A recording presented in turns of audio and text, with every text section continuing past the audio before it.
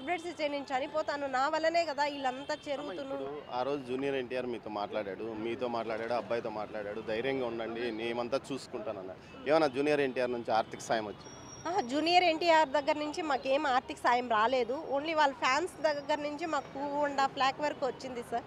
వాళ్ళు ఇచ్చారు 2.5 లాక్ వరకు ఎన్టీఆర్ ఫ్యాన్స్ ద్వారా. ఈ ప్రభుత్వం ఏమన్నా సాయం చేసింది? ప్రభుత్వం సీఎంఆర్ఎఫ్ నుంచి మాకు 11 లాక్స్ ఇచ్చారు సార్.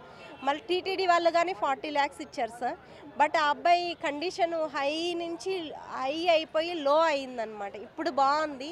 హార్ట్, లంగ్స్ అవంతా ఇన్ఫెక్షన్ వచ్చినాయి ఈ కీమో చేయడం వల్ల. అందుకని ఇప్పుడు బాగున్నాడు అని చెప్పేసి డిశ్చార్జ్ తీసుకొని వెళ్ళండి అని చెప్తేనే ఇప్పుడు మీరు 20 లాక్స్ కట్టండి మేము డిశ్చార్జ్ ఇస్తాము అని చెప్తున్నారు సార్. ఆ రోజు మీకు సాయం చేస్తానని మాట ఇచ్చాడు.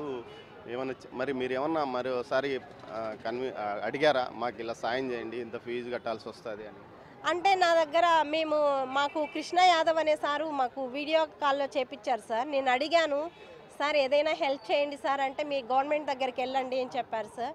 మళ్ళీ ఎన్టీఆర్ అకౌంటెంట్ అని నా దగ్గర ఒక నెంబర్ ఉంది. ఆ నెంబర్కి కాల్ చేస్తే మీరు ఇన్వాల్వ్ అవ్వద్దండి అని మాకు చెప్పారు. టీటీడీ ఇచ్చినారు కదా అని చెప్పారు సార్. అంతే సార్, ఇంకేం చెప్పండి. మీరు ఏమన్నా మెయిల్ కానీ ఏదైనా పెట్టారమ్మా? లేదు సార్, నా దగ్గర ఏం నెంబర్లు లేవు సార్. ఎన్టీఆర్ సంబంధించి ఏం లేవు.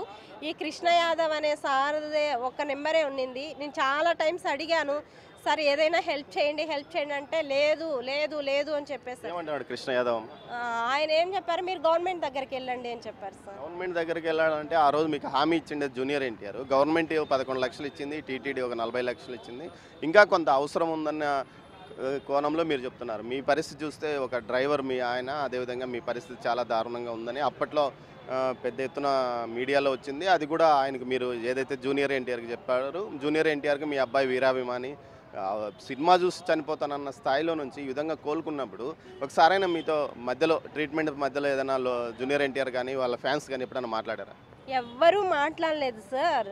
నేనే మా అబ్బాయికి బ్లడ్ ఎక్కువ అవసరమైంది సార్. 63 బ్లడ్ ప్లేట్లెట్స్ అన్నీ అవసరమైనప్పుడు కానీ నేను చాలా టైమ్స్ ఎవరైనా తెలిసిన వాళ్ళకి కాల్ చేసి అట్లీస్ట్ సార్ ఎవరో ఒకరు చెప్తే మాకేమైనా హెల్ప్ చేస్తారో అబ్బాయికి అని చెప్పి లేదు సార్. వాళ్ళు ఎవరు కానీ రెస్పాండ్ అవ్వట్లేదు సార్. కొంతమంది రెస్పాండ్ అయినారు, కొంతమంది రెస్పాండ్ అయినా ఏం చేయలేదు సార్.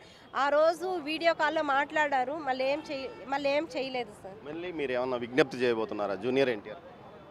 సార్ అట్లీస్ట్ ఆ అబ్బాయి చనిపోతా నుంచి కోలుకునే స్థాయికి వచ్చాడు. అట్లీస్ట్ ఇప్పుడైనా మీరు ఆ అబ్బాయికి హెల్ప్ చేయాలని కోరుకుంటున్నాను సార్.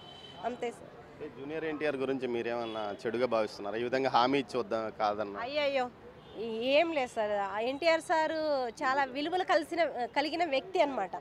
తను ఎప్పుడైనా స్పీచ్లు ఇస్తూ ఉంటారు కదా, అప్పుడు అన్నీ కొన్ని నేర్చుకోవాలి అనే టైప్లో ఉంటాం. బట్ ఏమైందో తెలీదు, ఎందుకు హెల్ప్ చేయలేదో తెలీదు. హెల్ప్ చేయనంత మాత్రాన మనం తప్పుగా అనుకోలేము కదా. నేను ఎప్పుడూ అలా ఆలోచించలేదు సార్. ఏదైతే రాజకీయ నాయకుల వాగ్దానాలు లాగానే ఇక్కడ హీరోల వాగ్దానాలు కూడా కనిపిస్తున్న పరిస్థితి మనకు కనిపిస్తుంది.